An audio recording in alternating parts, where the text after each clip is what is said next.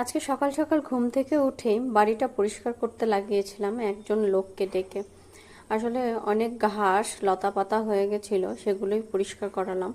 এতদিন জঙ্গল ছিল, ভালো লাগছিল না। আর এখন তো বর্ষাকাল, আমাদের প্রত্যেকেরই বাড়ি পরিষ্কার পরিচ্ছন্ন রাখা উচিত, চারপাশটা তো বিশেষ করে।